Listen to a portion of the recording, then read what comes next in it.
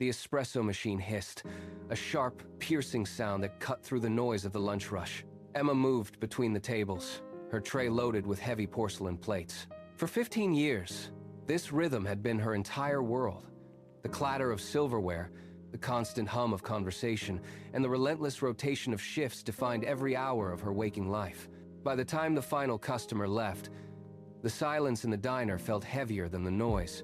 She retreated to the back room, her feet throbbing with a dull, persistent ache that traveled up her calves. Every night, she sat in the dim light of her kitchen and counted the pile of crumpled bills. The numbers never shifted enough to matter. She smoothed out a wrinkled $5 bill, then a $1. The cycle was a loop with no exit. She stared at the small stack of cash, the dim bulb above her flickering in the quiet. It was the same math, the same exhaustion, and the same reality she had faced for over a decade. She exhaled slowly, the sound disappearing into the stagnant air of the room. One Tuesday, the diner cleared out later than usual.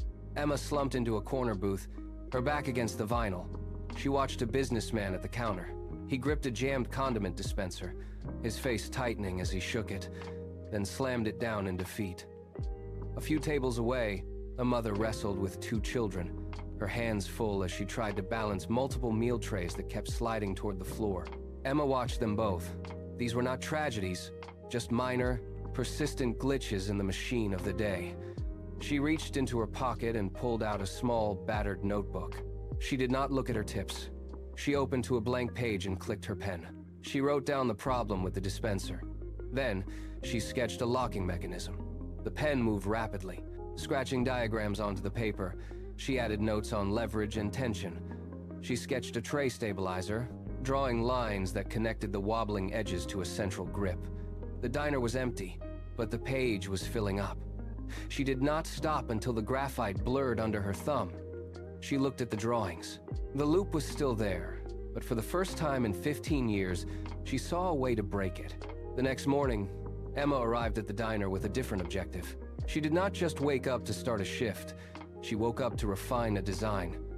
During her breaks, she disappeared into the back room instead of sitting in the break area. She pulled out a laptop and began scouring the internet for market data. She studied business manuals until the margins of the pages were covered in her own scribbled calculations. When her coworkers walked in, she was hunched over a spreadsheet, her lips moving as she recited logistics terms. They laughed. One waiter leaned against the doorframe and gestured at her books, making a joke about her obsession with market penetration while the morning rush was waiting. Emma did not look up. She did not argue. She simply turned the page and highlighted a paragraph on supply chain efficiency. She kept the notebook tucked under her apron, a physical anchor for the ambition growing in her mind. Her coworkers eventually walked away, dismissing her as someone who had finally lost touch with the reality of the floor. Emma ignored the voices. She focused on the data, mapping out a future that had nothing to do with serving coffee and everything to do with the design she was building in the quiet of her own mind. Emma converted her garage into a makeshift workshop. She cleared the floor of boxes and laid out her tools on a scarred wooden table. She began with scrap plastic, cutting shapes and testing joints. Her hands, usually skilled at balancing plates, now worked with heavy shears and adhesive. She assembled the first prototype based on her sketches. It felt solid for a moment, but when she applied pressure to test the locking mechanism, the plastic snapped. The sound echoed against the garage walls. She stared at the jagged edges. She did not throw it away. She pulled out her notebook, measured the breakpoint with a caliper, and noted the exact force required to shatter the material. She started again. The second version was too bulky, a clumsy block of plastic that failed to grip the edge of the tray. She dismantled it, piece by piece, cataloging why the balance was off. She worked until her fingers were stained with grease and plastic shavings. Each failed component was a lesson. She laid out the debris, analyzed the stress fractures, and adjusted the tension settings on her tools. The cycle of failure was constant, but she did not stop. She recorded the data, recalibrated her design, and reached for the next piece of scrap. The third version looked perfect. Emma held it under the faucet, watching the internal seals tighten as she applied pressure. For 10 seconds, it held. Then, a thin stream of fluid bypassed the valve and sprayed across her workbench. She stared at the puddle spreading across the wood. The silence in the garage felt heavy, almost suffocating, as the realization of another failure set in. She had sacrificed years of sleep and every dollar of her extra income for this moment. Her hands trembled as she wiped the liquid away with a rag. The temptation to drop the tools and walk away pulled at her, a sharp, physical ache in her chest. She stood in the center of the dark garage, listening to the drip of the leak, and took a long, steadying breath. She did not scream. She did not throw the broken pieces. Instead, she picked up her notebook, flipped to a fresh page, and began to map the flow rate of the leak. She dismantled the valve, cleaned the residue, and adjusted the tension screw by a fraction of a millimeter. She forced her hands to steady. She gripped the screwdriver, checked the alignment of the seal, and prepared the next assembly. She would not stop. Emma placed the final prototype on the corner table of the diner. It was compact, made of smooth, reinforced plastic. She kept her hand near it, watching the lunch crowd. A regular customer, a man who had visited every Tuesday for years, stopped by her station. He looked at the device, then back at her. "What is that?" he asked, pointing to the prototype. Emma slid it across the table. "It solves the dispenser jam," she said. He picked it up, turned it over, and pressed the lever. The mechanism clicked, smooth and precise. He tested it again, his eyes narrowing in focus. He reached into his wallet, pulled out a $20 bill, and laid it on the table. "I want this one," he said. Emma stared at the bill. The paper felt crisp against the scarred surface of the table. She looked at the man, then back at the device. The years of scrap plastic, the endless nights of measuring, and the failed valves condensed into the weight of that single bill. She took the money. Her fingers did not tremble. She had spent 5 years in the dark, and for the first time, the path ahead was visible. She folded the bill, placed it inside her apron pocket, and looked toward the door. Emma went home that night and created an online store. She uploaded photos of the prototype, wrote a brief description, and clicked publish. For 3 days, nothing happened. Then, the first notification pinged, then another. By the end of the week, the trickle of orders had turned into a steady stream. She spent every evening in her garage, no longer testing for leaks, but assembling for shipment.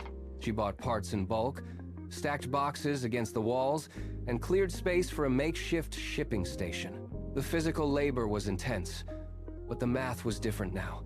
Each sale added up.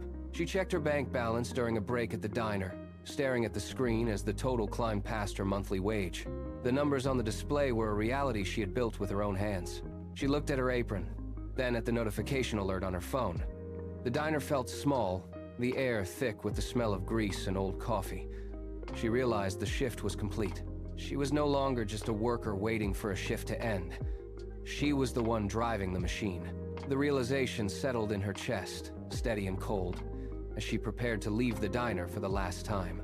Emma pushed open the heavy glass door. The bell above chimed, a sound she had heard thousands of times, but today it registered as a signal of departure. She walked past the booths, her boots heavy on the linoleum. She did not stop to check a table or refill a water glass. She reached the manager's office at the back of the building. The door was ajar. She stepped inside, the cramped space smelling of stale paper and floor cleaner. The manager looked up from a stack of invoices, eyes narrowing in confusion as she approached. Emma did not speak. She reached into her bag, pulled out the folded letter, and placed it directly onto the center of the desk. The paper made a sharp sound against the wood. She turned immediately, her movements fluid and devoid of hesitation. She walked back through the dining area, ignoring the murmurs of the staff. She reached the exit. She gripped the cold handle, pulled, and stepped out into the afternoon light. The heavy glass door swung shut behind her. The latch clicked, sealing the silence of the diner away. She stood on the sidewalk, took a deep breath, and walked away without looking back. 5 years later, the air inside the facility did not smell of grease or old coffee. It carried the faint, sharp scent of ozone and cooling metal. Emma stood on a steel mezzanine looking down at the floor.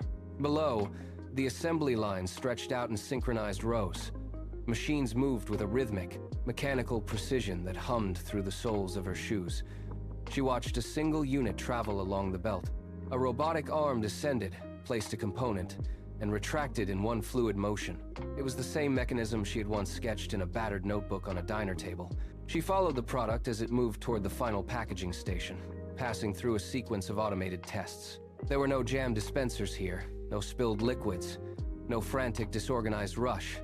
Every movement was optimized.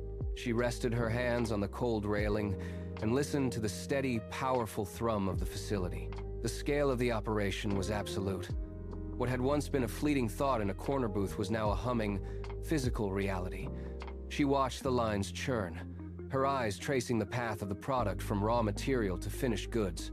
It was a cycle of her own design, running exactly as she had intended. The chime of the diner door was the same, but the vibration under her feet felt different today. Emma walked past the register and took a seat in the back booth. The vinyl was cracked in the exact spot she remembered. A new waitress hurried by, struggling with a heavy, unbalanced tray. The girl stumbled, catching the edge of a table just before the porcelain hit the floor. Emma watched the scene unfold. She saw the same frustration, the same frantic rhythm she had lived for 15 years. The realization settled in with the weight of absolute truth. The only difference between the girl at that table and the woman who owned a factory was a single decision to turn a thought into a plan. She pulled a bill from her pocket and placed it on the table. It was more than a tip. It was a quiet acknowledgement of the distance she had traveled. She did not linger to see the waitress find the money. Emma stood up, turned her back on the familiar hiss of the coffee machine, and pushed the door open. She stepped out onto the sidewalk, inhaling the sharp, cool air of a future she had built with her own hands. She walked down the street, steady and purposeful, leaving the cycle behind for good.